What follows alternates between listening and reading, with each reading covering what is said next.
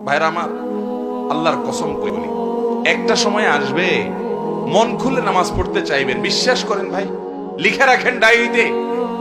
আপনাকে যদি আল্লাহ হায়াতে বাঁচিয়ে রাখেন, যুবক ভাইয়েরা, তরুণ ভাইয়েরা, একটা বয়স আসবে মনে চাইবে একটু রবকে মন খুলে সেজদা দিয়ে একটু লম্বা করে রুকু করি।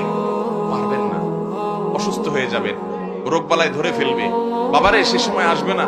বৃদ্ধ মুরব্বীদেরকে, চাচাদেরকে জিজ্ঞাসা করেন, চাইলেও ওযু ধরে রাখতে পারে না, নামাজ পড়তে পারে না, চাইলেও পারে না। একটা সময় আসবে চাইবেন, পারবেন না। নামাজটাকে সুন্দর করেন, সময় মতো পড়েন, অনেক রাকাত নামাজ পড়বেন, নফল নামাজ পড়বেন। এটা চেয়ে উত্তম হলো ফরজটা পড়লেন, মূল সুন্নত গুলাই পড়লেন, কিন্তু ধীরস্থিরতার সাথে পড়লেন। 10 রাকাত তাড়াহুড়া করে পড়ার চাইতে 2 রাকাত আস্তে আস্তে পড়া অনেক বেশি।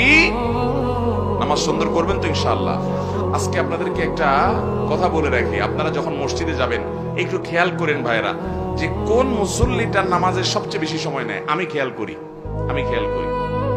আমি প্রায় সময় বলি, আমার 2-1 বন্ধু বান্ধব আছেন জেনারেল শিক্ষিত, আলেম ওলামা না, ওনাদের নামাজ দেখলে, এরকম কয়েকজন আছে, তাদের সালাত দেখলে ভাই আমি তাকায় থাকি। আলহামদুলিল্লাহ, আমি নিজে আমার সালাত কিতাব পত্রে পড়েছি, মানুষকে পড়াইছি, শিখাইছি, বলছি, কিন্তু দেখছি যে নামাজ কত সুন্দর করা যায়।